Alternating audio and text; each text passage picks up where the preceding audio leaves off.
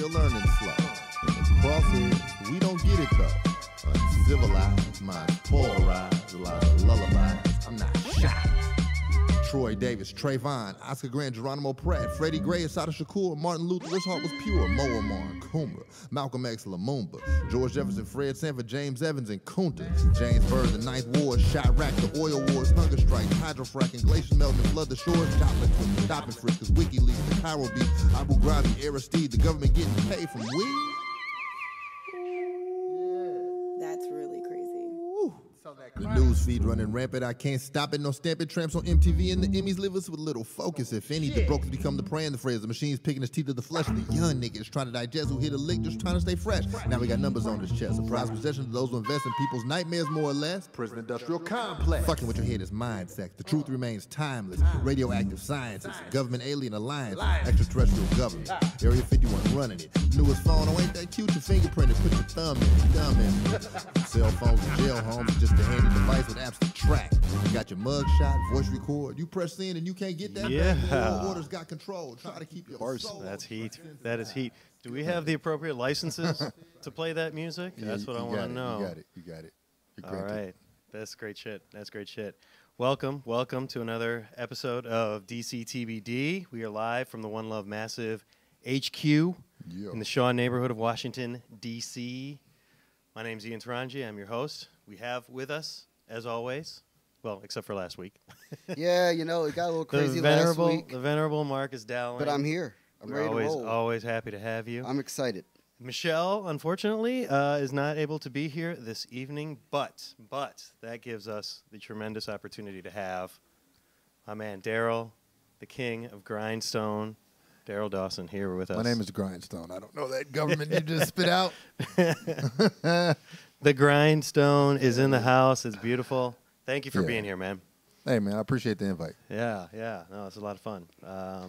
We try to have a lot of fun here. We talk about some serious shit, but we always try to have some fun. I have a feeling tonight. With some levity. I have a feeling tonight is going to be a fun show. Oh, it's if going down. all of our pre-show conversations. We're going to solve the most complex issues in the world and the simplest, most brainless complex issues in the world in this show. Of course. That's what we do. I think so. I have welcome. I have allotted 11 minutes for the complex stuff. Okay. Okay, good. and then we can get into the quality, the less stuff. But Marcus, you were not here last week when Michelle and I debuted a new feature on DC TBD. I saw the episode. Oh, good. Oh, I saw that. I'm up to date. Excellent. So I did my cardio while watching. Oh, beautiful. Yeah, beautiful. That was a good way to soak that up. Yeah. That kept you going? Yeah, it kept me going. Through it? All right. Good stuff, man. Good stuff. Well, I'm glad you watched. I'm glad somebody did. Has to be done. Other than my mom. Your mom is watching right now? I don't think she's watching right now. I think she catches up later. So, hey, Mom. That's good. Love you. Product features. These are products that absolutely do not sponsor the show. They are not affiliated with DC TBD or One Love Massive in any way, but we like them. Or we would like to like them if they would provide us free products. Right. So this week I'd like to talk a little bit about Peloton bikes. I'm a big fan of Spin Class. I love Peloton bikes. I've never actually ridden one, but I mean, from the commercials, it looks dope as hell. So Peloton, we would love to have you. That's an excellent commercial. We would love to have you as a sponsor. I would ride a Peloton bike down from Woodley Park. I would do that. Yes. I go all the way down, careening down 18th Street on my Peloton bike. In your living room as you're watching it on the video screen. Yeah. That'd be dope with some VR. I'm down. That would be great. That's the next thing. Yeah, that'll be sick. That's the next big thing is Spin Class VR. Holy shit. They had it at the 2017 South by Southwest the They WDC had it house. already? They have it. Damn, I thought I was breaking atoms over Oh here. no, it's a thing. And it's amazing. So Okay. All right. well worth the time and Do effort. you guys have any products? It's okay if you don't, but if you And do, I will, this is though. your chance. I will though. I mean, I see your drink over there. I might bring some Picari Sweat down. Next I'm week. telling you, this melon creamy soda is is killing. I looked this up online to see if I could order it. Does it have taurine in it? It was I don't know what the hell it's got in Of course it, but it it's a product of Japan. It's some kind of Japanese creamy soda, and the shit is like out of stock everywhere, like everywhere. That's the hot So, shit. There it is. That is the hot shit right Damn. here. So Well, all right, for your show, I wish Kepper's Juice Bar would sponsor this show. That'd be great. Because then they could bring in that good-ass food. I went there today. They had the damn sea kelp noodles. All right, now, none of this shit sounds good if I say it. No, but Right. I know what I you're know what talking you mean. about. I know what you Oh, mean yeah. too. I'm with it. I'm Man, with them it. joints were so hitting. The sea kelp noodles, and then they had this this brownie that's made of like all natural stuff that's sweet, Right. like no refined sugar, Right. but it's ridiculous. The So name again? It's Kepra. It's Kepper's Juice Bar. Because you can, we can get him to come in and to slice open the Yeah, coconut, crack the with coconut. the Right, with the with the with machete. like the machete. Yeah, it's crazy. Yeah, it's over on 4th and 8th Street. So That- yeah, y'all need to. We just did a favor for you. Now y'all need to come through. There it is. Fall through. Come through. Anything? No. No, I'm good. All right. I'm just gonna bring some Pocari Sweat next week. That's what I'm Gotcha. gonna do. All right, there it is. There it is. Yeah. So again, these are products that are in no way affiliated, have no way indicated any level of support for DC TBD as of yet. So yeah, but we'd love to have them. This week we're going to talk about a few things. We're gonna Wait, that's such a kind segment that you have right there. That segment is just flat out kind. I know. It It's is. gotta be because then it gets very unkind at some I point. know. Yeah, It's, that was so nice. I know. So now we got to get into stuff that's maybe not as nice. Yeah. A little bit of national politics. So tonight I want to hit on a couple of things. One, it looks like President Trump has decided that we need to be in a trade war with Europe, Canada, and Mexico. I mean, but who are that's probably yeah. three of the top 4 or 5 largest trading partners of the United States. I mean, you're along talking- with China, with a $25 billion tariff. I think I saw on CNN this afternoon we do about $650 billion worth of trade annually with Canada. That's back and forth. About $610 billion with Mexico and $1.1 trillion of trade with the European Union. So you're talking about a combined, if you take all of the trade, it's almost $3 trillion. It's almost two and a half trillion. So let me put this in Dollars. context. Okay, good. Because as a small business entrepreneur Yeah. yourself, I know Yes. that you can put this into context. All right, so I have 2 ways to put it in context. The first way, from the person who might be watching who doesn't understand any of this, but who understands hip hop. This is how you look at it. Here we go. You got the people who love pre-1998 hip hop, Right. who will not listen to anything else. Right. But we're 20 years down the road from 1998. Yeah. And many things, more hip hop is being released than ever. More rap, whatever you call the genre. However, it's Right. being more than ever. But the leader of this hip hop nation is saying, look, we need to take it back to the old days where these were the standards, the only standards through which hip hop was channeled. And this is how hip hop needs to be expressed. And this is the only way. So all that other stuff that's happening, that's bigger than our little nucleus from the 90s, we're not going to count that. And if they want to get a spot on the show or the radio, whatever, they got to pay way extra. Exactly. To the point where That's a where perfect where analogy. you won't even be hearing them. So we're just going to stick to this old, what we call the good old days hip hop. Yeah. And so all this, like hip hop getting bigger than it was then, it's not going to happen. We're just going to centralize this. Right. So that's like one way to put it, just if you're thinking like, okay, what is this trade about? Like, whatever.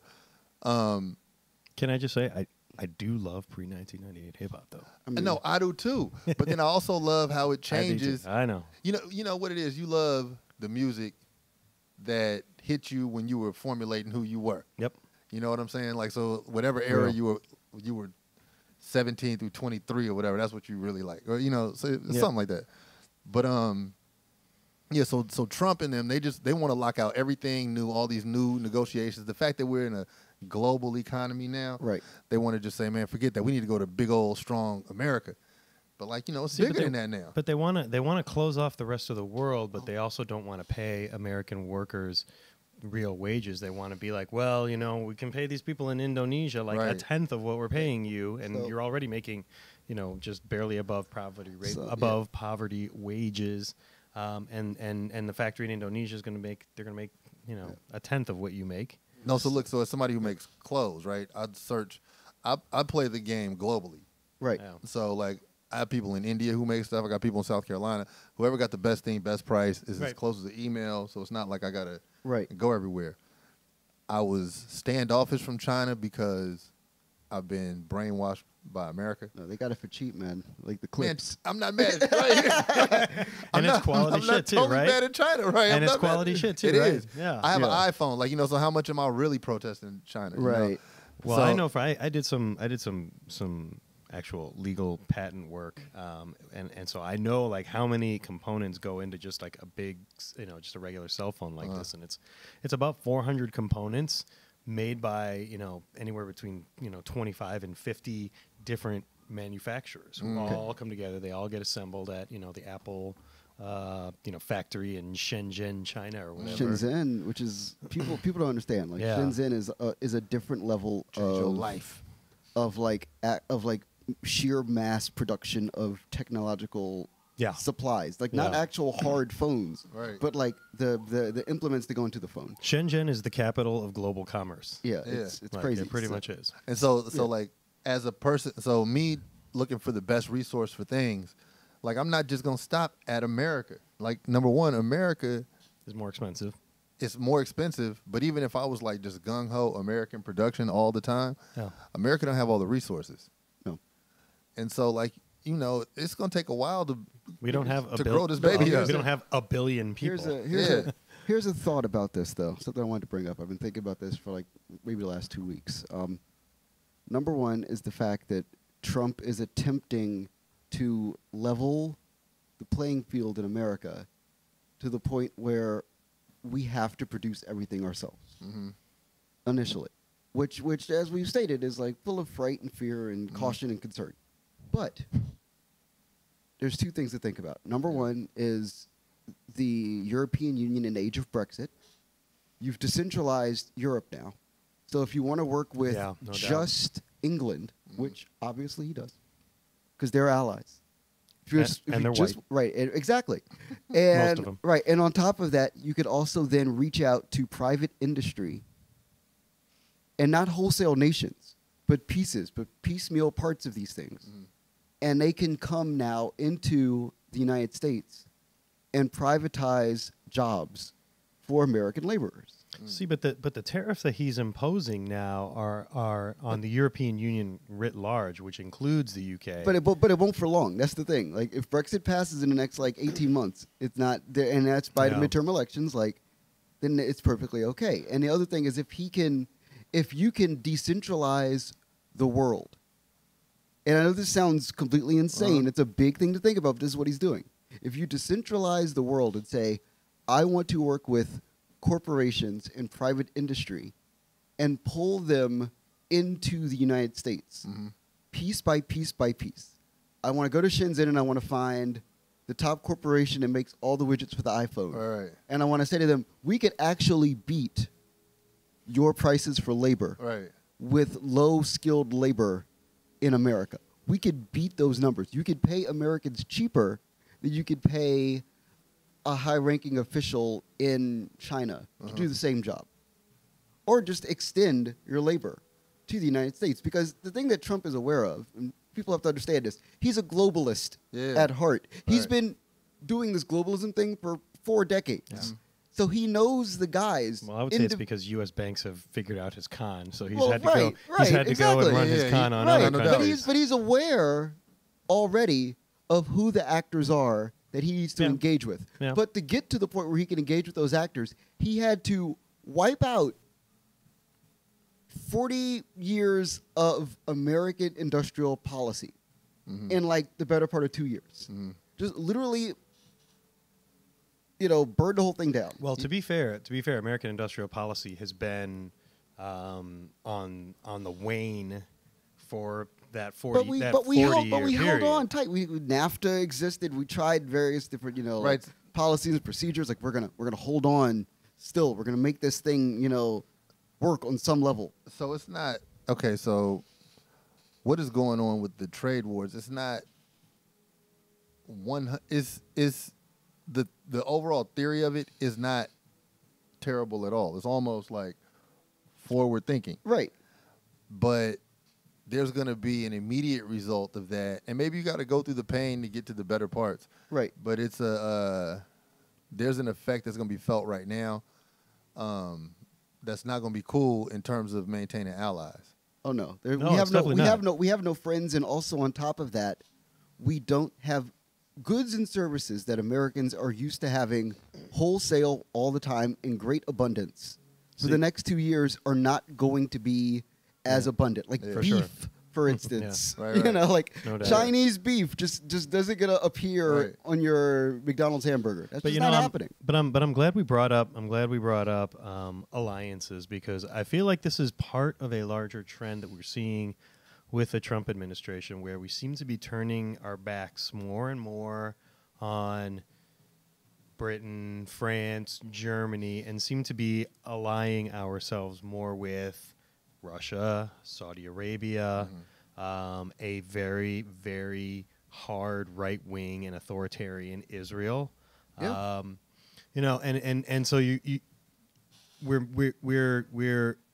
seem to be moving towards these more authoritarian states, and you know, one could just say, well, you know, Donald Trump he's an authoritarian. He would, of course, he would be attracted it's to people Nixonian. to people like that. But I wonder if he's not the one driving the train. I mean, if you think about, and again, I don't want to get conspiracy theory. I've never been big into conspiracy theories, but we know that Vladimir Putin's goal was not to change American hearts and minds, was not even to get Donald Trump elected. It is to break apart the sort of post-World War II Western alliance of Europe, of some Eastern Bloc countries that broke from the old Soviet Union. Right. The United States, Canada. The United States basically is the military muscle of the Western alliance. Right. And Vladimir Putin has been with his interference not only in the American election but with Brexit.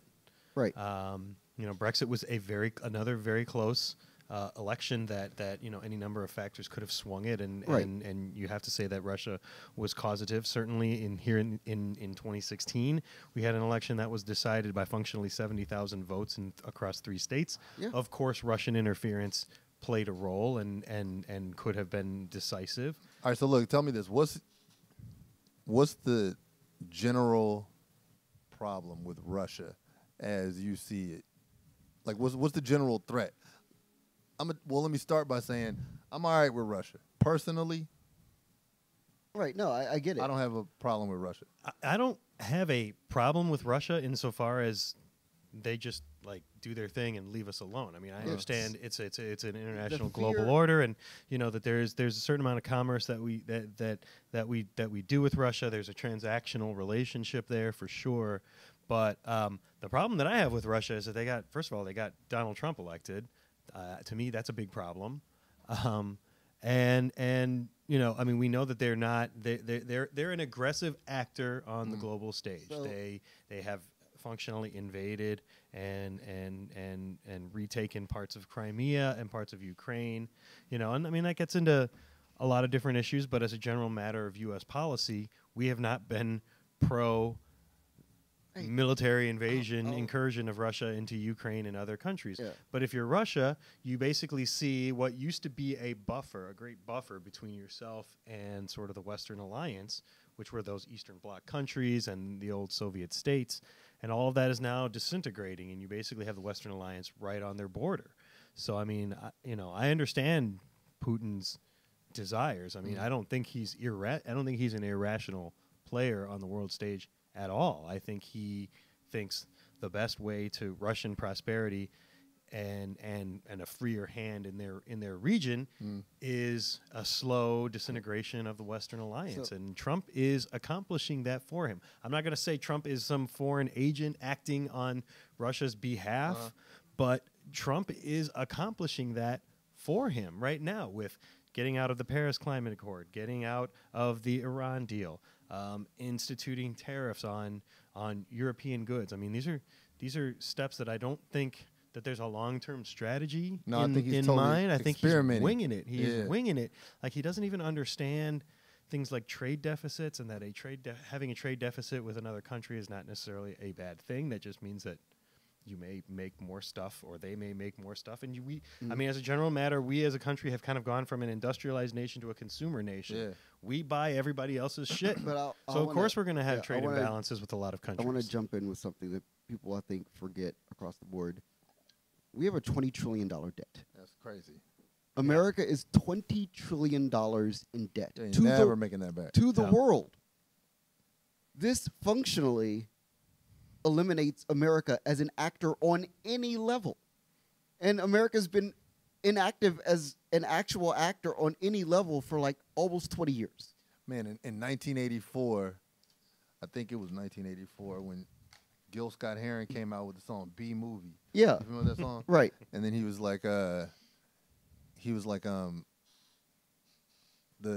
we used to be a first world country, but now we're no, he said, but now like Saudi Arabia is a first world country, and they put a firm down payment on the second world. Yeah, it's real. And he said, like, between consumers and producers, when consumers name the tune, when producers name the tune, the consumers must dance. Right. That's right. And that's where we so are. yeah, we're just like up here on puppet strings. So that's the thing. It's like any decision that America is making on any level of industrial policy is directly influenced by debts that we owe to people all over the world. We're juggling. Donald Trump is the first person to smartly realize we're paying bills with a credit card. Yeah, it's crazy. Right. He's the first guy who smartly realized, wait, hold up here.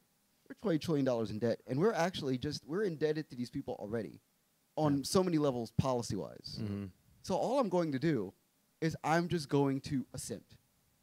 Every other American president since Reagan has always tried to be a forward-thinking progressive actor in a conversation that when they get to the table, the first thing that they hear is, well, you owe us. We'll let you do your thing, but first you need to pay. Not even all of your debt, but part of your debt. Mm-hmm. And then we could talk about, like your negotiations for, like liens and, like the ability to, to interact on the world stage. Donald Trump is effectively pulling America back from the world stage and saying, enough's enough. Because I think on one level, Trump does not understand the level of communication that's required to have that talk with people about how to work around global trade policy. So he's just like, instead of having this conversation, I'm just going to back away from the table. Yeah, no, he knows that as the American president, he has the most military power, which can always pull the strings at the end of the conversation. Talk. Yeah, he's he's Suge Knight. Yeah, right. So, but he's still the fact that he's pulling back away from the table. You have to understand like why, and when you understand why, a lot of this makes sense. Not that we're saying it's good or bad. A lot of people think it's bad, and that's understandable. But again, if you don't want to speak at a conversation that you don't exactly know the words to say, the smartest move, the savviest move, is to just back away, and to let the people that you know can have the conversation talk to you when they want to talk to you. See, but I don't think that's not what Trump's doing. He is not quietly backing away and letting the smart people handle this. Like, he's like balls to the wall. The South Korean president finds out that the June 12th Singapore summit with Trump and Kim Jong-un is off. He finds out from the press when Trump sends out this letter. Like, there is no stepping back and letting the experienced hands in the State Department deal with this, or the experienced hands in the Defense Department deal with this. He's like, he's up there. He's up there because he watches Fox News and he thinks that he knows. And it's pretty clear. Like, you can the tell of a bullshitter is people who repeat the same great thing again and again, And so when he's talking about a complex issue, listen to him talk.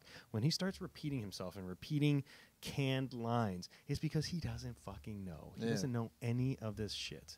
He doesn't like know. And that's why he's not engaging in conversation. Yeah, He's like his whole thing, not wanting to talk. But he is. He's the one that's saying we need a 25% tariff on steel and a 10% tariff on aluminum. But he knows that because he's trying to. Donald Trump is also the guy who sold bad steaks.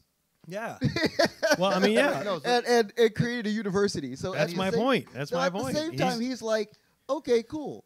Well, we can't spend money, so let's make money.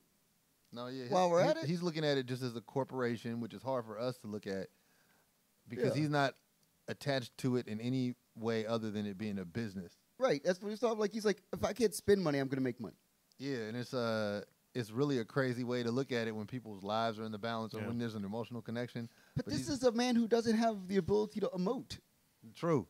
Right, true. So It's, he's not like- looking at 323 million people Yeah, and going, I don't know about little Susie. And No, right. And then, but check this out. Paul Okay, Keegan. I don't say, know. So say if you walk into a business, right, and then the business is 20 trillion in debt. Right. Right. You're like, okay, I don't care what y'all did before I came in. Right. Every person who was here before me fucked up. Right. Exactly. You know, like y'all made some terrible mistakes. Right. So therefore, I get to be here and do whatever I want. Right. Chances are it's not going to be $20 trillion. Like he's just kind of betting on the over it's under. going to be 25. No, of course Pretty he soon. is. Of course he is. And he, I mean, the new budget that they just put out, by the most conservative estimates that I've heard, increased that budget deficit by about another $2 to $3 trillion. there's that thing where you have to spit, scared money don't make none. And you have to spend money to make money. You know all those tropes that they tell you. It's In, true. Like, gotta spend money if to they're- make money. Or you gotta if save they're money. tropes- if they're tropes, they must be true. Right, and that's but those are the but and this is again, this is like to me it's like a long form version of The Apprentice. Mm. Like he's like, okay, so here's what we're gonna do. We're gonna spend this money. I want you guys to go out and spend this $3 trillion Yeah. and make us 20. He's got like cabinet officials sitting at Right, the table. It's exactly. Like, So all right, I'm they- giving you 20 trillion, you 20 trillion, and you 20 And it's like, trillion how are you gonna make that 20 trillion? into I'm gonna give you- 22 trillion. Right. Like it's really difficult to imagine like how America could become a producer again. So I guess we would have to become independent of other places. Right. for the That's why I thing- was talking about the private industry yeah, thing. yeah, When you for reach the- out for to the private, things that we yeah. need. That would be like that's really the only way to cut into that. Right. So you reach out to like the largest private, beef distributor in Shanghai and say, I hey mean, guys. I mean, we're an economy in Come here. we're an economy in transition. I mean, if you know this country's history, the economic history of it. I mean, we were at the turn of the 20th century, we were a primarily agrarian local economy, and then all of a sudden you had, Henry Ford creating the assembly line, and the Model T comes out of that, and we suddenly become this industrialized nation. And I mean, it goes back to even to the cotton gin that sort of like invented mass production, and so that's how we became an industrialized nation. Now we simply can't compete on price in the labor market No. for unskilled jobs. I mean, Right. this is a reality that no politician, Democrat or Republican, is really talking about. We are an economy in transition. We transitioned from an agrarian economy to an industrial economy, and there were a lot of people who fell through the cracks. If you were somebody who was a tradesman making horseshoes and shoeing horses, the Model T put you out of work. Here's what's funny about that. I'm glad you brought it up. America's the one industry America's not going to be involved in, which is fascinating to think about, is the tech industry. Yeah, pretty much. Which is I mean, I fascinating guess because you have so because you have low skilled laborers that you're not going to teach how to use the internet. Number Uh-huh. one, and you have to get the internet to them. Yeah. Because there are large parts of the Midwest where like Google's trying to run fiber optic wire and it's just not working. So there's no I internet. didn't know that about the Midwest. Yeah, like there's like large pieces of the Midwest, like in So Oklahoma. you're saying the engineers aren't coming out of Yeah, they're just Oklahoma. not. They're just not. They're just like, okay, well, all right, you guys are just screwed. You're Yeah. just gonna have your farm and And then you deal Here you with go. India, and everybody is right, like, I need some water Wired. for the house, and then I need to yeah, figure out how to code. right. So that's the thing. Like we're Yeah. not gonna teach anybody how to code, but we are gonna teach people how to physically make objects. Which is why I look at things like I look at Alibaba, I look at Mm-hmm. I look at JD, I look at all those sites, and I say, these are sites where people make tons of little stuff. Yeah, Amazon. Right.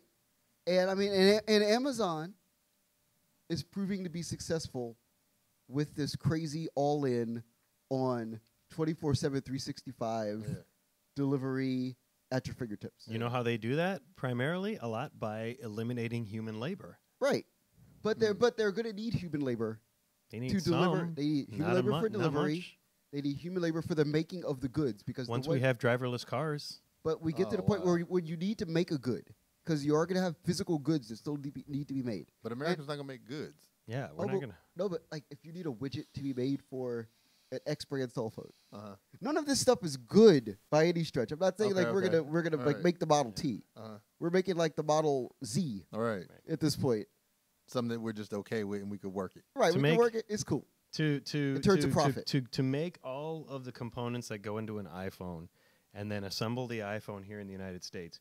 I mean, people would be paying like $30,000 for an iPhone. Yeah, you know, because the minerals that run the iPhone come from Africa, and then Yes. they got to take those to China. Yes. I mean, it's just so many plane tickets and ships involved Right. in one little And So we're not- customs. shattered screen So iPhone. Don's gonna say we're not gonna make phones. It's global trade, baby. It's global trade. Don's gonna look at that and go, Yeah. phones? Nah, we're not making phones. Yeah. I mean, if you need shirts, Mm-hmm. if you need like cut and sew shirts, Yeah. you're gonna find a guy in Oklahoma that's gonna have it for cheap. I would love to deal with that guy. That Can guy, he make it? Can he make it in the volume that you need? And, Right, I would love. See, a I few mean, especially years if ago, it's a shirt that makes it look like you're in shape. Like, I think that's those are the best shirts. that's where we're going with this because Trump's gonna look at all this tech and go, nope. We'll leave that with the Chinese. And also, see, a few We're years gonna ago, touch it. Nike went to like the southeastern region, and they started dealing with a lot of factories down there Right. because there are a lot of factories and warehouses where the industry for those has just gone out of business. So it's Yeah. equipment, Right. warehouses, all textiles. Same all thing. If you go to, textiles. like yeah. we were talking about, if you go up to Detroit, there's Uh-huh. large pieces of Detroit Yeah. where the physical factories are still there. that. Right. The buildings are untouched. So what Nike did, you know, the Flyknit shoes, Yeah. or the Flyknits were actually made on those machines in those southeastern region Right.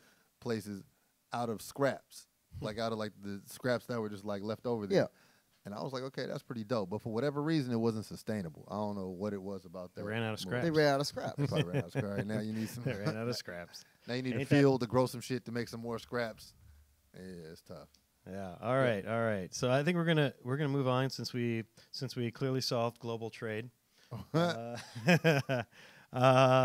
This was a well. I kind of want to turn this one over to Mr. Dowling a Yes. little bit here because you wrote, I thought, a very touching. I feel like a very personal, Yes. but also very very interesting piece about Kanye West and oh yeah. our current moment. Touching. And so Is this the one on Medium? About the one on Medium, but yeah, you also had a big long post. Yeah, about, yeah, about I had Kanye. two. So I figured It's Kanye season. So. I figured it's Kanye season. You know what? He has accomplished his goal. People Yeah. are talking about He him. did. I mean, okay. So I'll No matter the dipshittery, people are talking about him. I'll- That's what he wants. I'll jump in. So jump in. in. Tell us about Kanye. Okay. So this is the beginning of Kanye season. This is the beginning of his long form run for the presidency of the United I States. feel like this is in the fifth season. This 2020. is like the fifth season, Right. But it's like Game of Thrones. We had like 2.5 years right. between But seasons. this is the right. But this is him officially doing the soft role This is the new For season. the president? for him running for president of the United States. He's releasing 5 albums in 5 weeks with some of the most astounding hip hop artists of all time. Hip hop is the world's most relevant form of popular culture. Uh-huh. And he is putting out music. If you listen to Pusha T's Daytona, Yes. he's putting out some of the best records that have been cut in the genre. And you're an MC, so you could agree with me, or probably. He's Mhm. put out some of the best records that have been cut in the genre in like the last decade. Well, I was gonna say for What you mean for Pusha T's For album? Pusha T, for Daytona. That's just putting a lot on it. God damn. That's But a lot of people feel this way. because people crave a moment. Then Right. catch them in July. See But if they still put it away. wanted this moment. Yeah, no doubt. No, They wanted I mean, this moment. They Pusha T and Kanye held up their end of the bargain, but I mean, there's a lot of stuff. Let me, No, he, so like he so is, he is a Jenner. Right. Right. So Yeah. he's getting the best marketing of all time. Yeah. So I mean, he definitely like he put out these. You put out this Pusha T record, Yeah. which is actual coke raps in 2018, which is crazy. It's like we don't even do that anymore. Well, shit, the album cover is Whitney's Whitney's- drugs. Yeah. So we're What at a the place. hell? So we're at a place with Kanye where he is unhinged. He paid $85,000. Yeah, he's unhinged. To use Like, that he's- picture. Also, lame ass cover art too. He's he's full out unhinged, but in a way that like Donald Trump is full out unhinged, Yeah. Yeah, this is which true. is fascinating. Yeah. Like that's the insanity of it. See, it's not fascinating to me because I kind of see, and again, I come at this as a fan, as I've said every time we talk about Kanye. I'm a fan of Kanye. I love his music, but I feel like he is in. I think he's one of these people who's extraordinarily talented as a musician. He has a wonderful ear for music, Right. and I think he thinks he's a genius. I think he thinks he's a genius in other areas, But I'll where he's not. but He's but not. here's the tell. One of those songs, I think it's Infrared. Mm-hmm. He says that he's the $1 billion baby. Yeah. 2 years ago, Kanye West was $53 million in debt. Yeah. Somewhere between 2016 and 2018, this man got like a over $900 million re-up. He's in a situation where he gets all the looks. He married the girl. No, but I'm saying like somebody Uh-huh.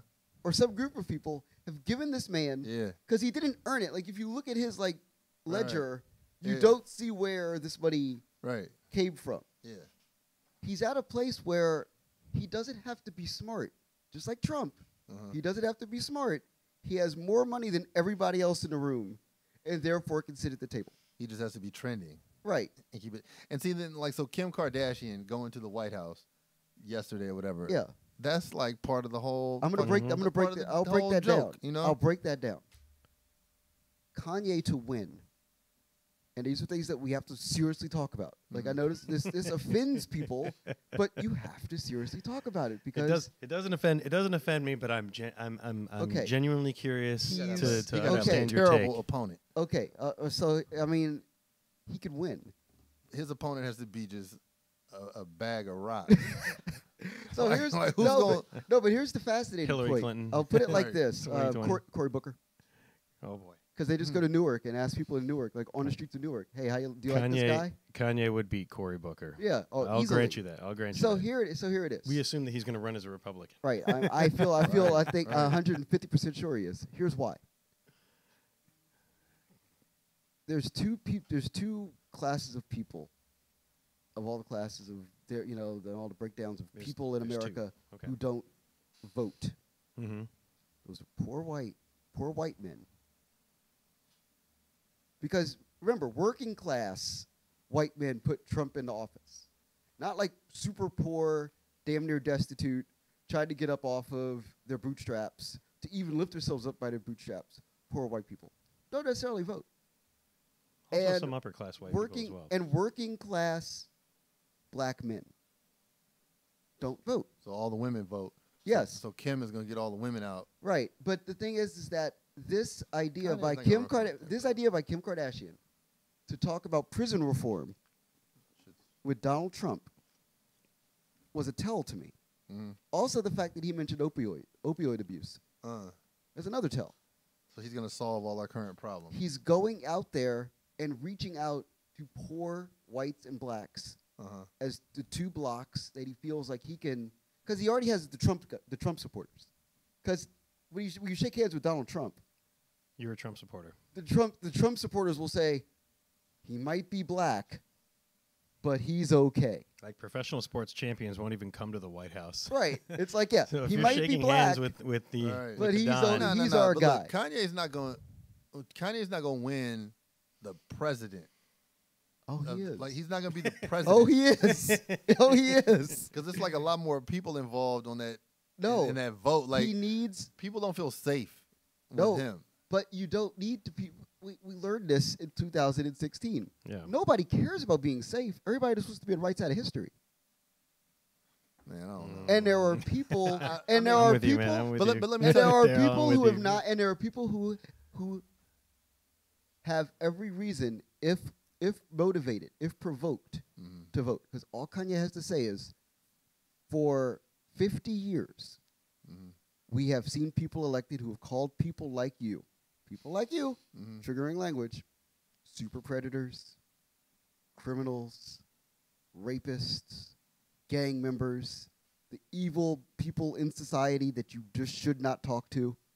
You get arrested in the middle of Starbucks coffee So then shops. vote for me. Vote for me because Hell I'm not no. going to do that. Couldn't Kamala Harris say the same thing? And No, Kamala is going to be the next president. Right, but if you look at her, Couldn't nobody she knows say the her. same thing? They don't believe her. Well, she doesn't She have no- has no people. Nah, she's the shit right now. But she has no people. If you go, if you walk down the street, right? Actually, not this But way. that's how Obama this was, way. though. Right. But the thing with Obama is that Obama, when he came into Congress, Yeah. you could not shut up Barack Obama. Barack Obama talked every day. He But the gave average- long speeches. But the average person didn't know him. But So- yeah, so no, no, but so still, look. but he had facts and proof. Exactly. You When know, you- you when know you- why he could give speeches every single day, because he had substance. Right. He knew Yeah. his shit. Right. He studied subjects. and what's he didn't frustrating- speak out of his ass. He wasn't a bullshitter. And what's frustrating to me about Kamala Harris, she doesn't talk enough. Nah, but You got let it work itself No, out. but you got it. But like you, she's brilliant. she's brilliant, but you have to prove, like the burden of proof. And this changed when we elected Donald Trump as president, because Donald Trump's entire campaign was based around the fact that he could prove things that he said about people, not even true, but just prove them as being potentially true. Yeah, and He that could don't count. say, "Hey, John McCain isn't a war veteran. I Right. wouldn't have been caught." Right. And the second, Unlikely likelihood. I mean, he's good at the Right. media game. right, and the second you do that, though, and you Kamala elect- is a woman. no, but the second you do that and he wins, Then the you realize we burden, messed up. But he was right, going the to get burden of proof now, she has to prove herself in the media, in the press, and Barack did that every yeah. day when he was in Congress. You could not turn on the news if you were a news watching person. Yeah. You couldn't turn on the news every single day. He's sponsoring a bill. He's doing some reform. Yeah. He's talking to kids in Chicago. He's on the news 24/7, 365. Yep. What's intriguing is in the last couple of months, though, is that Kamala's trying to be more media savvy. But it's in the guise of the DNC's desire to get every Yeah. black woman running for elective office. But see, this is what's going to push her over the top. Okay, I'm Right. intrigued because I want Harris to run against Kanye because I want this conversation to I think America ultimately needs this conversation to exist. Kanye can't make it to the power round that she's going to be in because she really knows her shit. Yep. But that's what you want. You at least want, because if Style versus if substance. Kanye fails in a debate, we Which end. he will. We end. I mean, think about it. Kanye can't even give a good interview. He's not going to be there when people are just firing at him. Here's a fascinating thing, though. I watched a documentary about Bobby Kennedy on Netflix. It's there. You can see it. Everybody can see it. It's wonderful. You And should see it. right. And the change, you've seen it. Mhm. The change in him as a speaker between 64 to 68 is stunning. In 64, he's stumbling over his words. He doesn't quite know which words to use. He doesn't understand, he doesn't have any sort of stances necessarily on policy. He's still the attorney general. Kanye could get groomed. Oh, This is run for no damn president or win. None of this shit's going. This is ridiculous. This isn't going to happen. I'm It's just saying, crazy. who's going to run in the Republican Party then? I mean, I don't Donald know. Trump? I don't know. I mean, it could be I unless don't Mike, know. unless Mike Pence is I presume is that Don's plotting. not. I presume that Don's not running because I just look at him now, and he just looks like he's like, this shit is crazy. Yeah. Well, because he's a criminal and he knows that the walls are closing in. Right. The Every- law is closing in on Every him. day I just look at his face. That's the look. That's the look of a man who knows that he's going to spend time in prison at some point in his life, Yeah. and he just wants to put it off as long as he So, can. I have a bias towards Kamala because Kamala and Maya, her sister Maya, used to be like the supervisors at my nursery school and elementary school. Right. And they were just hella cool. Like, you know, like, I mean, but that's when they were, that's like back in the day. Like, you know, so like, just as people, they really got like a cool base, like a family, Right. cool base. Yeah. You know, like they're like, well, not like Maya's running for nothing, but Kamala's like a person of the regular life. Yeah. I think so. And I mean, you know, she went to law you know, school. I'm like, shit, she's cool. Yeah. And she's smart. She is. I mean, I know she's smart, but the world needs to know she's smart. It's like Barack. Like if she And then Barack stamped her. if she wants to win, but Barack can stamp you. But you have again, it's the burden of proof. If you want to be the president in this media cycle, the way that we do media cycles now, you can't shut up. Nah, but see, then she's like she's gonna like, she could play the black and the mixed side. Because I mean, her like, she got Indian and black. So like, but then she's from Oakland, where the Panther era. Right. You know what I'm saying? Oh, so no, I agree. She got all that. So she has like such a playing field. I want to see it roll out though. I'm intrigued to see. I think that with her, it's going to roll out after the midterms because I think that the DNC is gambling on the fact that every black woman that's running for elective office in 2018 is going to win. What if we get for 2020 on the Democratic side? What if we get black girl versus white girl? Gillibrand v. Nobody wants Harris. that. Nobody wants that. Nobody wants that. The black girl's gonna win. Yeah, exactly. But nobody wants that. Nobody wants that exact race. The way to tell if Kamala's really gonna go for it is if in this Warriors Cavs finals we see her courtside. They're gonna be like, oh, she's going for the people. There it is. There it is. Yeah, All right. Kamala's the shit. I also know that Marcus, yes, as you stated on social media the other day, Pusha T, your favorite my rapper. literal favorite rapper of all time. Yeah, he is killing it right now. He's killing the game. He's your favorite rapper of all time? He's my favorite rapper of all time. That's big. He's up there with Andre. He's up there with. Do you know his initial name? What? I'm saying, do you know? No. It's Push a Ton. Of course. You didn't know that? Of course, I did not know that. That's amazing. I love it. I love it. So I mean, okay. So Push is like that makes sense. When I started blogging in like 2008, I had to spend like hours and hours and hours and hours of time like catching up because I had left music as an industry behind like around like 2003. I was a DJ in college and radio personality in college and got out of college. My first job was as a DJ. I DJ'd a bunch of crappy bars and sorority parties in Georgetown. That was my life. And then I got out. That's not bad though. Yeah, I ended up in a relationship and this girl's like, I don't want you to do any of that. So I stopped doing anything musical. So one of the first rappers that like I heard when I jumped back in like 2008 was Pusha and the Clips. Okay. Like I was like it was like a thing. I'm like catching up. So I would like and this is like you could go and find like the Brazilian website that has every single album released from that era and I could like download everything legally. I had like the rapid share like ultimate, premium package, and I would just download stuff for hours. And so Pusha was your guy. And Pusha was my guy because I was like, okay, he's telling me the truth. Everybody else who raps about drugs on some level is lying. But when he says things, I know that there is a level of truth in what he is saying. Okay. I don't know if he's the biggest dope dealer ever. I don't know if he like sold more dope than every other person, like he says. But I do know that he has at least engaged in the actual process of selling dope. He has actually moved weight across state lines. Like these are things that he knows. Like now, let me.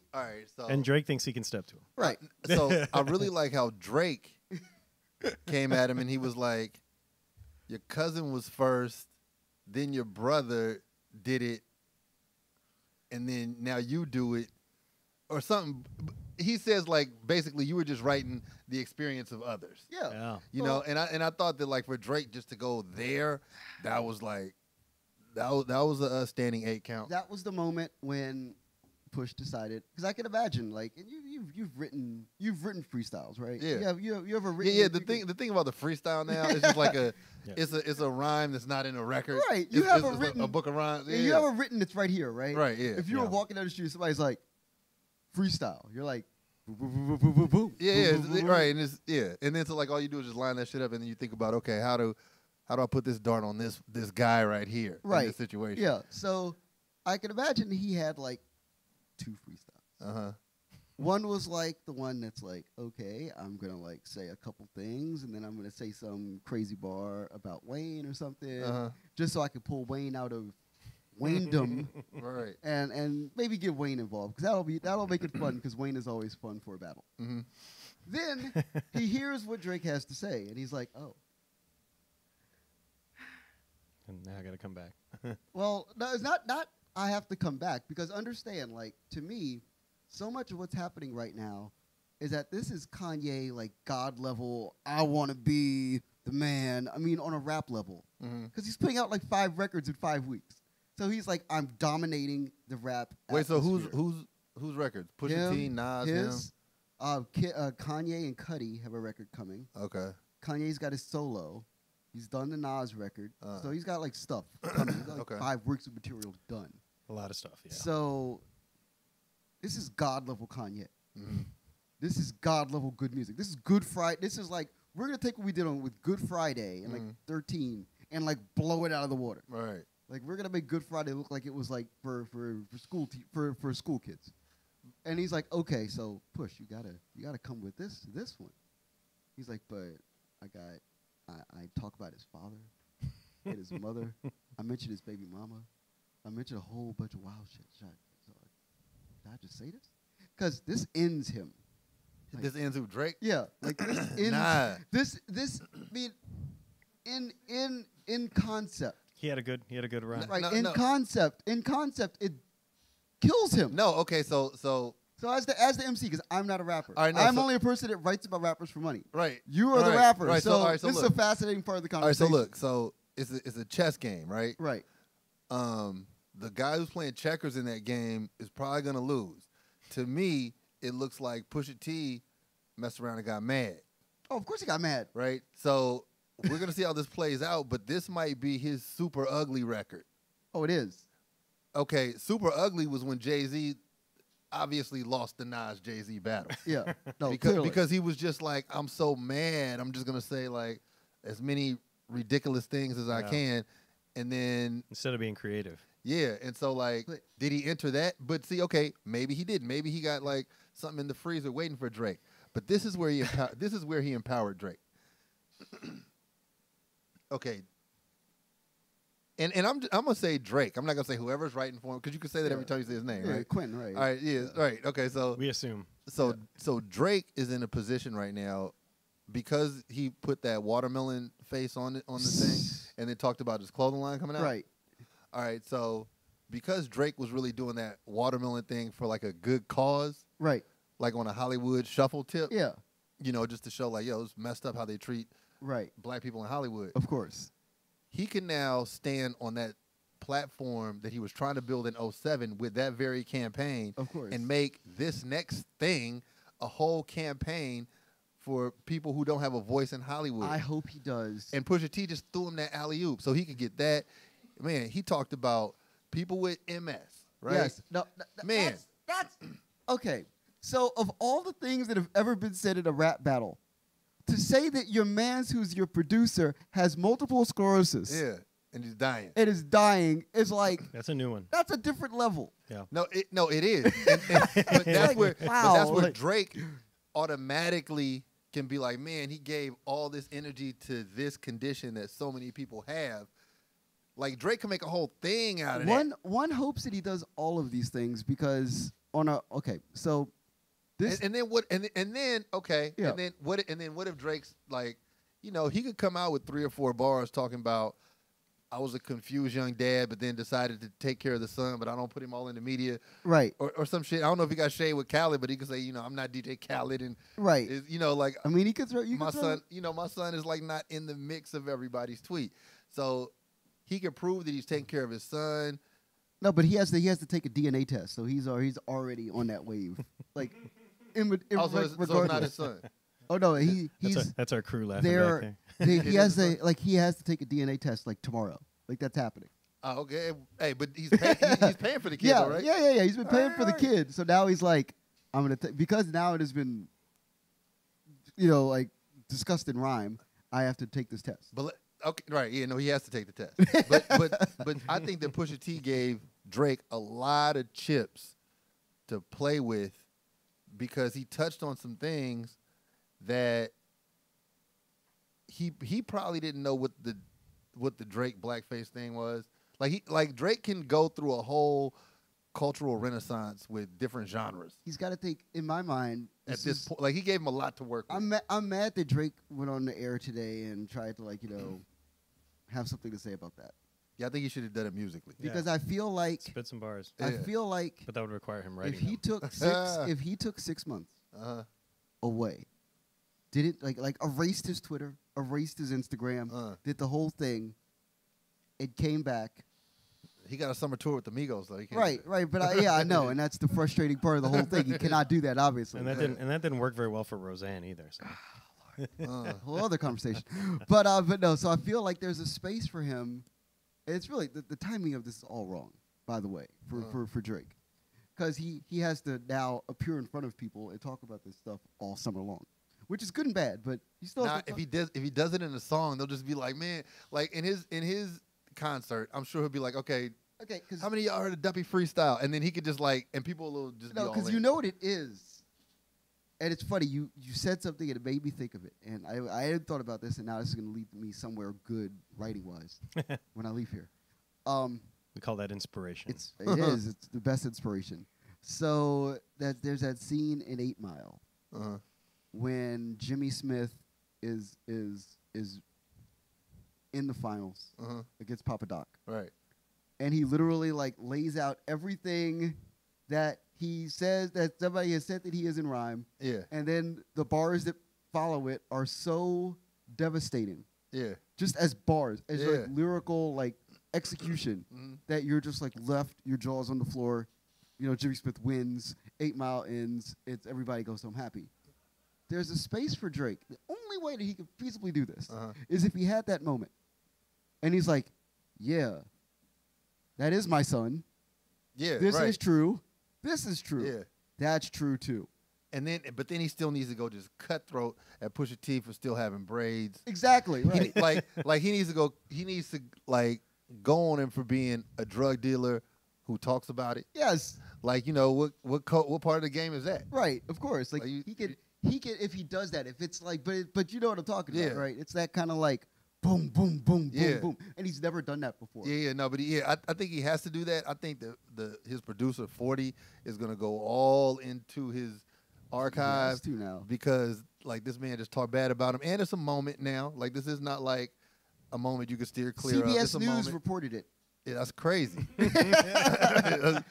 CBS News. I was like, wow. Yeah, no, it's a moment, and I think that both of them. I think Pusha T is mad at Drake because Drake has ghostwriters, so Pusha T is doing it for the integrity of the artistry, right? And then I think Drake can also go at Pusha T in terms of integrity of artistry because in 20 years he hasn't changed subject matter. No. So I think which I myself as a huge Pusha T fan, I love.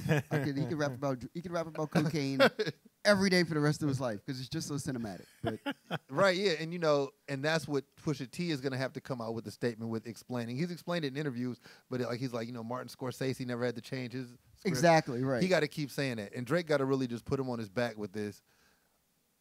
Or let's say it like this: if it goes, we were saying this earlier, if it goes back and forth enough times, they just gonna have to put on the gloves, get a mouthpiece, and they're gonna have to spar. Right, of course. You know what I'm saying? That goes without saying. I think. Where do you go from talking about his family? I think that. Where does Pusha T go? Yeah, I don't think he has anything where else to go. That's all he had. Okay, he went nuclear. Pusha T, he has never rapped that hard in his whole career. Since grinding. That's grinding level hard. He went hard. But see, another thing about Pusha T, and this is another chip that Drake has on him, and he hit him off with the invoice. But I had a dude ask me, who's that dude who Drake is beefing with? Right? Right. So Drake can play on the whole thing as long as he wants to. Nobody knows who you are. Yeah, people know me. Yeah, right. You know, Who are you? Yeah, you beef with the right guy. You know, congratulations. But I mean, but okay. So like the one thing I'll say about this as well, there's Nobody so knew much. nobody knew you before you beefed with me. Yeah, the idea that and Drake went on Kanye too. Like, yeah, like I mean the fact that I feel like part of this was predetermined because these are things that happen. Like rappers need to have beefs. I feel like Pusha T needs to make a come up as a solo because the last record was not very good, just wasn't. So you're like, okay, we'll do a staged beef. But at some point in the stage beef, it's like the thing that happened with Kendrick and and with Big Sean, where all of a sudden somebody just goes grossly off script to the point where it's like and Drake comes with this freestyle and you're just like,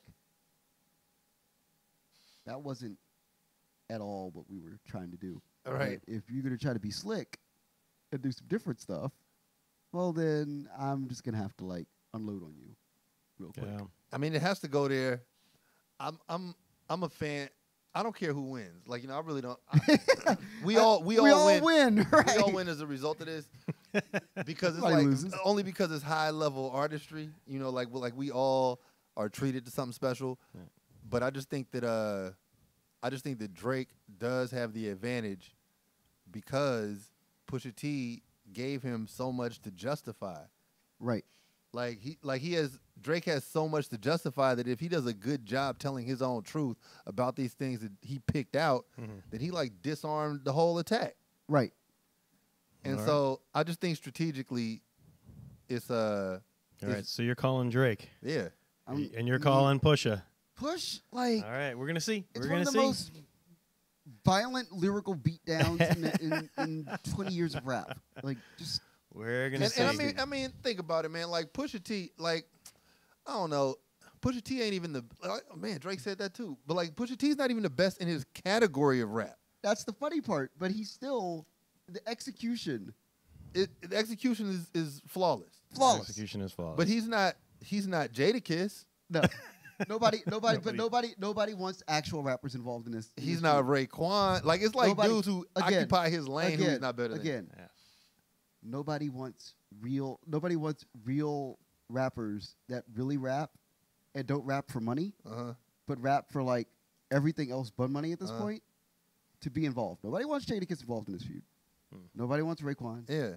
Nobody wants nobody wants like a And I'm random- not cheaping in who Pusha T is. Yeah, but nobody I'm wants just saying, nobody wants like Jada and Styles to like go back and forth with the mic. I just think that the thing that makes Pusha T like B level is the fact that he only hits you at one point of your listening experience, and that's like how many drugs the drug dealer across the street sold. Yep. It's like, man, come on, man. And drug dealers don't talk about that shit. I think that's exactly the place where we're gonna have to leave that because we're running out of time. For the second week in a row, we're gonna have to skip the Bish Sesh because I was gonna talk about separating immigrant families, and I actually think that's gonna be a long form. That's gonna be a long form deal maybe next week. Let's get that next week. Yeah. So let's go to my favorite thing that I saw this week. Daryl, you got one, or do you need to ruminate? No, I saw. I saw about 1,000 people graduate yesterday from high school. That's dope. Fantastic. And that shit was dope. Like, Which school? Shout out to school. Bowie, not Bowie State, Bowie High School. But it was like so. Shout out Bowie High. It was dope because I haven't been to a high school graduation for any reason in a long time. But then seeing them, I just thought about when I graduated and how much different your life is 2 months after that. Like you're not gonna see some of those people ever again, and that's kind of like an amazing transition. And some of those people going off to like great things, and some of those people are going to do nothing. And they're gonna rap about selling drugs, right? Yeah, it's just a pivotal moment for so many people, and then like to see all the families together, like kind of bon voyaging them out of childhood. Like, it's a great thing. Yeah, it's a great thing. That is very worthy of being a favorite thing. A favorite thing for this week. Okay. Mr. Dowling? So I have a kid that I used to mentor, Tony Donaldson Jr. He's 20 years old. He's a D.C. politician now. Wow. Which is fascinating. Damn, he's under the age of 21. He's running for the Ward 1 committee man position in D.C., and he's very active in the Democratic Party in the city. Give us the name again. Tony Donaldson Jr. Tony Donaldson Jr. If you ever needed a third mic, and he was going to be like, if you weren't going to make it, he was going to be the guy. Tony is a graduate of Duke Ellington School of Performing Arts. Yes. Goes to Howard. Yes. Like, it's heartening in the midst of like everybody talking about like every young black person in the city being so unmotivated, being like not necessarily on like the path of straight and narrow, or just unaware of what to do and how to do it. To know somebody who's like under the age of 21 and so motivated that they want to run for political office and That's actually amazing. stay in D.C. and actually represent something of where African American representation on a larger level. Like there's people like Marcus Goodwin, there's people that that are like actually running and are youthful. Yeah. But there's no one who's 20. All right, no, that's cool. Who's That's like awesome. Yeah. starting a path. So I really want to give Tony a shout out. All right, Tony. Shout out. We got your shout out here. My favorite thing I saw this week, really quick, because I know we're wrapping up. Caps Game 2, the Holt Beast. Yo, He that killed. save and was that incredible. save he made in the last 2 minutes. I mean, when you think about it, the last 2 minutes of a one-goal game, you got a one-goal lead on the road in Game 2 of the finals. You already lost Game 1. And I was watching it live, and I thought the puck went in. The announcer, Doc Emmerich, thought the puck went in. I was just like, oh, fuck. And then I'm like, no way. It was amazing. That was so much fun. I love hockey. Anyone who knows me knows. Anyone who knows me knows I love all sports. I've been a fan of Holtby since '09 when he was a Hershey Bear. See, I've never seen a hockey game. Oh my god, dude! You gotta watch some hockey. Yeah, I've never seen a hockey game. It's a hockey game, right? Yeah, Yes. yeah. Okay. It's the sport I think that translates least well to television, but is the most fun to watch live. Yeah, Like you got to get to a hockey game. But I'll say that like hockey has like, insofar as like the core rules, there are fewer core rules than any other of like the major professional Like sports. skate So around, Put the get puck. thing. Put the puck in the net. Right. Put the puck in the net. Use your hands. yeah, then when you learn about then once you learn about like offsides, you learn about All right. stuff like We're gonna that, then you figure it out. we'll detail the rules of hockey off mic. I want to Fair. thank Nick, Mike, our crew back here, everybody at One Love Massive for hosting us. Daryl, thank you for coming in, man. Seriously, it's it's been beautiful. a pleasure. Marcus, as always. Oh, is great. absolutely. Hey, you should play a guitar on this show. You ever play a guitar on the show? Ding, ding, ding, ding, ding, ding, ding. Y'all probably just think he's a political mastermind. And shit. Or This is immigration attorney, Right. or guitar player. Yeah, Yes, no, he gets down. I'm a Renaissance cool. man here, so and I haven't really found a way to monetize any of those, but here it is. That's DCTBD for this week. Absolutely. Thank you, everybody, and have a good one. All See ya. right. Peace. Go Drake. Go Drake.